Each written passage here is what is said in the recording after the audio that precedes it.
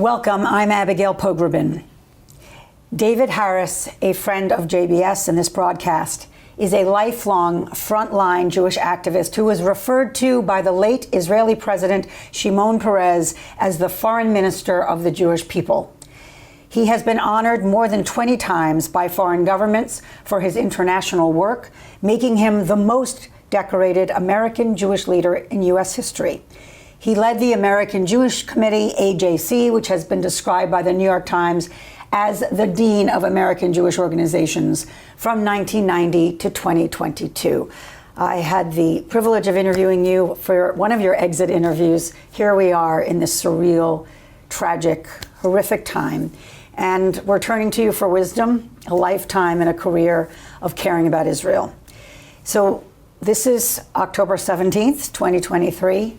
We're 10 days into this unimaginable moment. Just where are you personally sitting? It's extraordinarily difficult for me, but then it's extraordinarily difficult, I'm sure, for everyone with any ounce of humanity and decency, much less connection to Israel. And our family is completely interwoven with Israel, and my whole professional life has been interwoven with Israel. So we're not getting much sleep. We're on the phone a lot. We're anguishing a lot.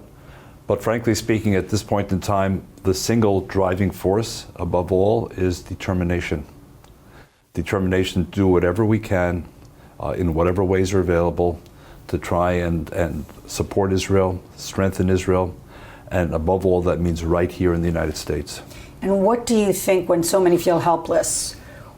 How would you tell them they shouldn't feel actually impotent at all, that there's plenty to do? There is plenty to do. There's no reason to feel helpless. The way I see it, this is a three-front war. The first, most obvious front, of course, is the Israeli military defense security front. The second, which is very much center stage, is the Israeli home front.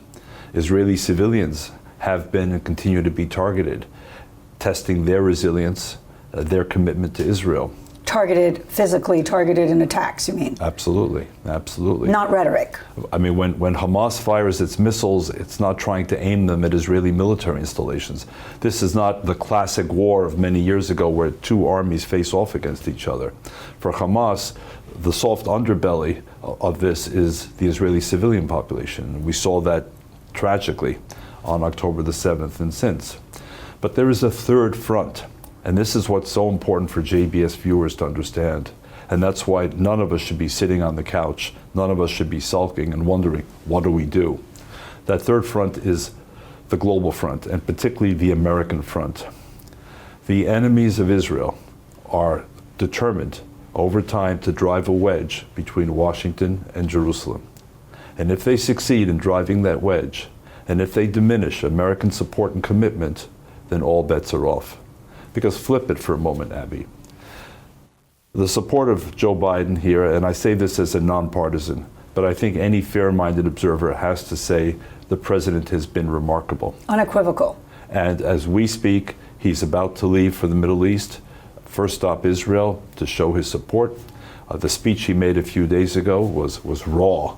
It was authentic. And it moved Israelis. It moved Israelis, and it wasn't just read off a teleprompter. It came from his soul. You could feel it. Yeah. So it's having the president on your side, having the president of the most powerful nation on earth on your side. He with the ability to dispatch weapons, to dispatch aircraft carrier groups, to make sure there's no mischief in the United Nations Security Council or elsewhere. You need America on your side. And fortunately on this one, we have a broad bipartisan consensus. Having said that,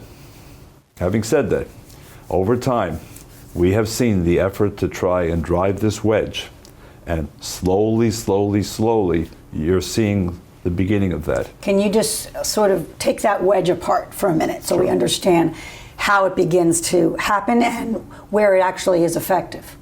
Well, you begin in the U.S. Congress today where you have a handful, let's say a dozen or so members of Congress who are openly, avowedly hostile to Israel. And numerically, that's not a large number, but they have a lot of social media reach. and their noise goes way beyond their actual power. Number two, you have the Democratic Socialists of America, the DSA. Now, some of those members of Congress have been endorsed by the DSA and have not repudiated that endorsement. One has, by the way, but the others have not, to the best of my knowledge. Go back a few years, Abby, I'm sure you remember, to the New York City Council race, where the DSA sent questionnaires to all the candidates and asked them to pledge that they would not visit Israel if elected to the city council of the largest city in America, and they would support the BDS movement. Now, it's not just how pernicious those two items are, but there's worse. They were the only foreign policy questions asked in the entire questionnaire of people running for office for the New York City Council. There was not a question about Russia. There was not a question about the occupation of Crimea, about North Korea, about Iran, about Syria. And this same group, right after October 7th, was the one that organized the rally to celebrate. In New York. To celebrate in the heart of New York. So at the moment, if we're speaking truthfully, the bigger problem is in the Democratic Party. Right now, when we're speaking about the U.S.-Israel relationship, and the concern that I have is that with the passing of each day, with the war shifting from the Israeli home front, October 7th, now to Israel's response, with the media again turning its attention and sort of leaving the Israeli victims behind and focusing now on what happens in Gaza, that this drumbeat is going to start to grow. So I just want to pause for a minute, and before we get to what's happening in Gaza right now, you just made what sounds like a pretty broad stroke indictment of the Democratic Party. No. So I want to give you a chance to really explain. No, it's not a broad brush stroke. It's that within the Democratic Party, we have seen this film before. We saw it in May of 2021, which was the last round of conflict launched by Hamas, but not of the same magnitude, of course. And we saw over the passage of time the pressures growing from within the Democratic Party on President Joe Biden to the euphemisms, to de-escalate, to call for an end to the violence, to find a negotiated pathway forward.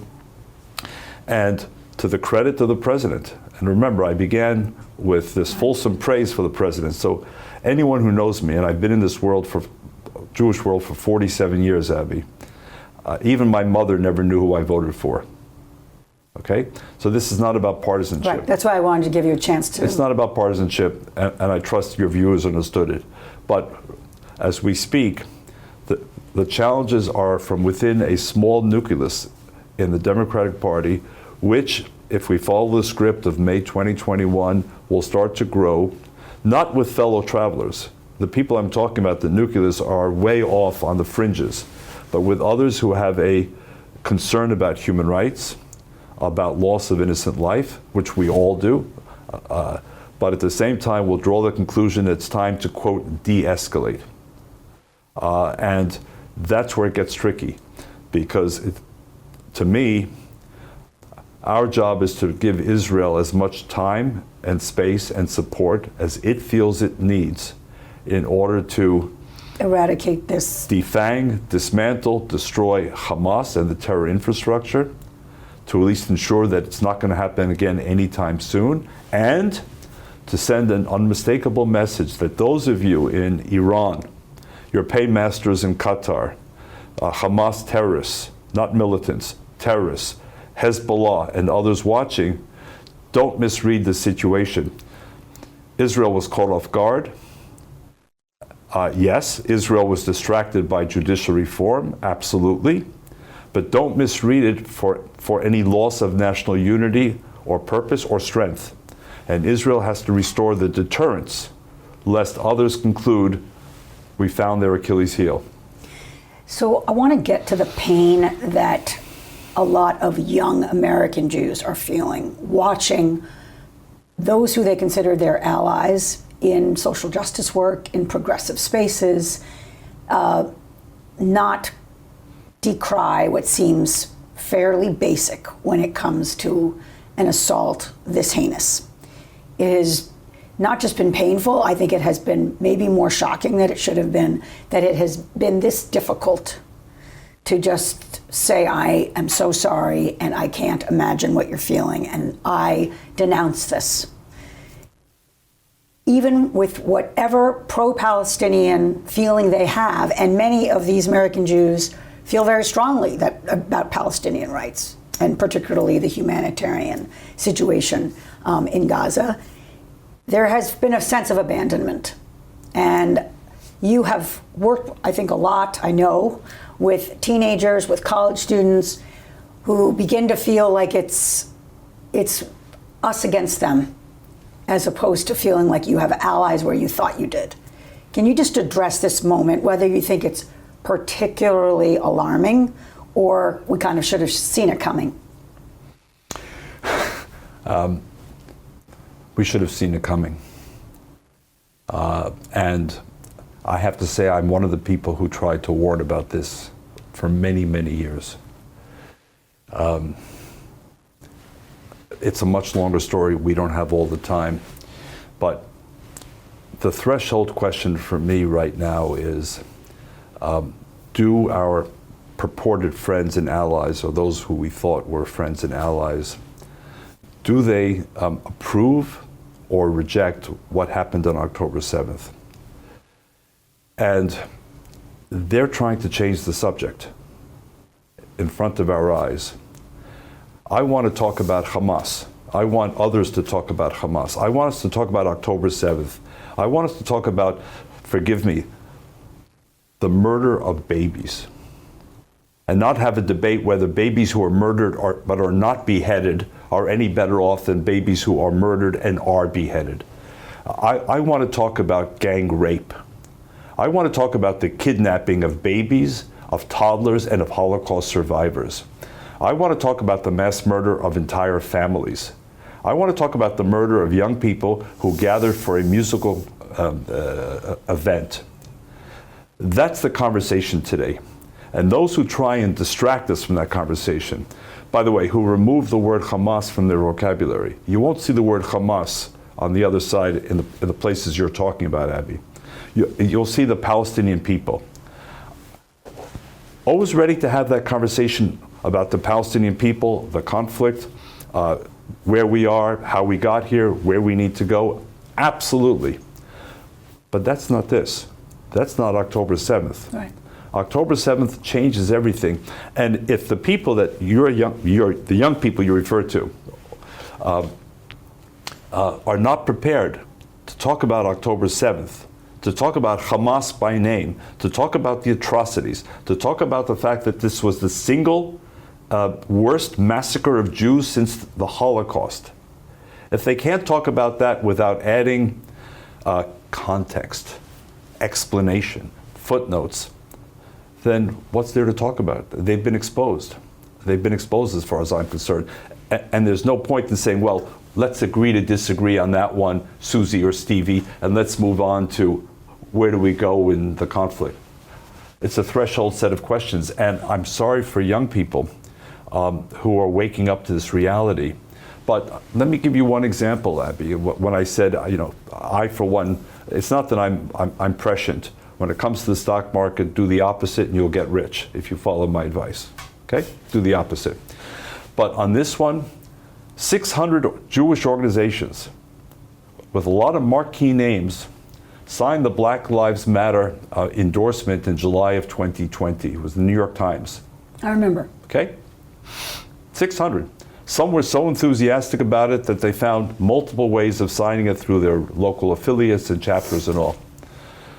The American Jewish Committee did not sign it. Did not sign it. That was my decision, but it was a decision supported by the organization. Did we not sign it because we were not as concerned about the murder of George Floyd, who could not breathe? Absolutely not. Did we not sign it because we're not committed to civil rights? The AJC record goes back decades and could be matched to just about anyone in this country. We didn't sign it because we understood what Black Lives Matter was. It was neo-Marxist and it was anti-Zionist, and it was clear to us. And so we didn't sign it. So Were we surprised when Black Lives Matter Chicago or Black Lives Matter Grassroots or other affiliates gleefully joined with the other side? I can give you other examples. We weren't. And I'll just say one more thing, which I've also tried to help young people understand. There's a word called history. These days, most people sort of yawn. They roll their eyes when you mention the word history. Oh my God, am I going to get some lecture about 100 years ago? But if Hamas ever came into power, say on a campus or in the country as a whole, I'll tell you who the first victims are going to be based on historical understanding. They're not going to be Fox News and their commentators. They're going to be the enablers, what Lenin referred to as the useful idiots. They're the ones. They're going to be the LGBTQ crowd. They're going to be the free speech crowd. They're going to be the anarchist crowd. They're going to be the protesting crowd. They're going to be the union organizers. They're the ones who pose the greatest threat to Hamas. But right now, they're needed by Hamas, so they join together on campuses and elsewhere. You said the word history, and I don't think you can dismiss how much history a young person feels like they need to have understood in order to respond to some of these attacks and the social media wave. There are people in my life who are extremely well-read who actually don't even understand that Gaza was given back. There are such basic ideas that when you Can I interrupt you? Yes. When you say given back, it's not even given back. Because it was never self-ruled. Forgive me, I don't mean to. Yeah, no. But it was never self-ruled. Ironically, Israel is the first nation in history to give Gaza self-rule. Something that Egypt never did, something that Ottoman Turkey never did. And to finish, they don't know that Jews were actually pulled out of their homes, even the ones who were protesting, physically removed in order to make that happen. When I mention that particular moment in this timeline, the fact that there is so much ignorance even about those facts feed a narrative that shows Israel as the oppressor, full stop. And so I guess I'm asking, is your advice that anyone who is sitting down with someone who is a friend, a fellow student, someone that they were on in a social justice committee or work with, that they first have to kind of become expert in all of this? Or do you feel like October 7th is enough? I mean, I think that's part of what I'm seeing them struggle with. I don't have the tools and the mastery to be able to go back in time and defend what they are saying is 50 years of a crime against a people. It all depends on sort of the situation. I don't think most people today are ready for history lessons. I think they kind of tune off the moment they see where you're going. On the other hand, there are headlines, which are not just slogans, they're documented headlines. Headlines like, yes, as you said, Abby, in 2005, Israel removed protesting settlers. They even removed the grave sites of Jews who had been buried in Gaza. And as a goodwill gesture, when pulling out every settler, every single soldier from Gaza, they left the greenhouses intact to help kickstart the local economy. That was the goodwill gesture, by the way, funded largely by American Jews. So, number one. And those were destroyed. And they were destroyed. They were ransacked and destroyed. Number two, there's probably no country on earth that has more stake in Gaza's peace and prosperity than Israel, because you can't change geography. Gaza and Israel are destined to live side by side forever. So the notion that Israel withdrew, but somehow maliciously wanted to still suppress the Palestinian people or deny them the right to grow and develop, flies in the face of the facts. Number three, the other side, so to speak, doesn't want you to know that Gaza has two borders, not one. So when they talk about the Israeli blockade, well, yes, there's a blockade now because Hamas-ruled Gaza has declared war. I don't remember the British and the Americans rushing humanitarian assistance to Germany or Japan during the Second World War after declarations of war. So, I mean, what's being asked of Israel at this point? But Egypt is a sovereign country. It's a fellow Arab country. It's a Muslim majority country. Where is the scrutiny of why? Why has Egypt chosen to block its border? Well, the answer is quite simple. Because Hamas is a Muslim Brotherhood organization that is committed to the destruction of Israel and to the removal of the current government in Egypt. And neither Israel nor Egypt is going to sit quietly. Can you actually address why Egypt is not helping Gazans get out now? Let's talk about this moment where all eyes are on the families that are trying to escape. Israel's giving them a lot of warning and telling them to go. And reports of Hamas actually preventing them from leaving and encouraging them to stay. I actually heard the Times of Israel report that Hamas stopped a car that was with a family trying to leave. So it's clearly in Hamas's interest to keep civilians there. Where is Egypt in terms of its fellow Arab citizens? Well, let me just pick something you said because I don't want it to get lost with the viewers.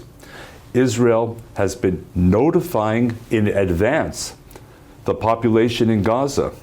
We don't want to hurt you. This is not our goal. We are not Hamas. We're not looking to kidnap and kill civilians. Again, lost in the din. But you're hearing that all of these avenues are cut off. Yes, by Hamas, which I'm sorry to say has been weaponizing and instrumentalizing the civilian population, including children, the vulnerable, from day one and certainly now. And again, it sounds like a talking point. It's not. But for Hamas, the more the casualties, the better. The more the Western media captures these images, whether real or, by the way, staged. And Hamas has been known to stage things more than once, Abby. But whether real or staged, the more the better. Polar opposite from Israel, which is doing its level-headed best to protect its civilians. As to why Hamas wants to prevent people leaving, again, I think it's obvious. The more casualties, the better. Why Egypt? Well, one, because I think Egypt doesn't want Hamas to further penetrate with its Muslim Brotherhood operatives and further destabilize Egypt.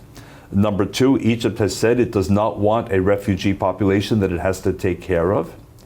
And there may be other reasons as well. But again, back to the earlier question, why does no one ask, when speaking of the blockade, where's Egypt? Why has Egypt taken a similar position? And number four, back to the earlier question, when people talk about a blockade, do they ever stop to think, if there's really such a hermetic blockade, why is it that Hamas has a bottomless number of missiles and rockets? Why is it that there is a vast terrorist tunnel infrastructure, both under Gaza and in efforts to infiltrate? How did they get all of these materials? And how do they arm all of these terrorists? If they manage to get all of these things into the country, surely they could use the same ingenuity with a different mindset to bring in food and so forth. And again, were that the case, I believe that any Israeli government would have welcomed the peaceful growth and development. And I'll add this. From my point of view, had the Palestinian leadership played it right in Gaza and developed a kind of Singapore model, the pressure within Israel to do the same on the West Bank would have inevitably led to a two-state solution, irrespective of the government in power in Jerusalem. There's no question in my mind. But they chose a different course. so I want to just in the minutes we have left, and this is going to be a weekly segment with David Harris while this is going on. Am I right about that? That hopefully you're coming back. In terms of what you know, Jewish Americans who care about life, who were raised to value the innocent, and are about to see what you know might happen in Gaza right now. And let's assume there are great numbers of Palestinian families who don't approve of this government and feel trapped. What do you tell the American Jews, those of us who have this sense of disquiet and also this rage at what was done and the world's reaction in many cases, or lack of reaction. How to balance what's about to unfold. The fact that we're even discussing it, I think, already distinguishes us from Hamas. The fact that this is such a source of anguish for all of us, number one. The fact that I don't think there's any other army in the world that I'm aware of in which they consult with moral philosophers, with ethicists, with religious leaders, because what Hamas represents is the knowing use of civilians to protect both Hamas leaders and Hamas infrastructure. How do you deal with it? On the one hand, you know you must destroy Hamas because otherwise they're going to destroy you. What we saw on October 7th will be repeated, and it will expand. So having some understanding that Israel may not always end up with the right outcomes, but they are agonizing day and night because no Israeli government, not this one, not others, wants to see innocent civilians killed. We have to stress that again and again, and it happens to be true. Yeah. And talk to any Israeli soldier. I interviewed 3 at this table, okay, and they said exactly that it's a discipline that is above and beyond anything else. And I can confirm it from all the family and friends that I know that have served and are currently serving. And the last thing I would say is, at the end of the day, when Nazi Germany declared war on the United States, after Imperial Japan attacked Pearl Harbor, we, the United States, understood, and remember, it was a liberal democratic government in power in Washington, the administration of Franklin Roosevelt. Yep. We understood that we were at war, that we had no choice. We were not aiming to kill civilians, but you know what? We killed a hell of a lot of civilians. And if the World War II were judged only by the number of civilian casualties in the United States or Britain, even Britain versus Germany, we would be on the wrong side of history. After after Al-Qaeda attacked, we went after. How many civilian casualties were there? No one took joy in them. The difference is no one celebrates, no one shoots guns, no one distributes candy, no one gathers at Times Square to gleefully celebrate the gang rape and the beheading of babies. There's a fundamental moral distinction. And those watching this unfold must know that Israel has no easy choices. There are none. But certain things, unfortunately, have to be done. Thank you, David Harris, for being with us. Thank you. Thank you all for staying in the JBS conversation at a time when we need to come together more than ever. I'm Abigail Pogrebin. See you next time.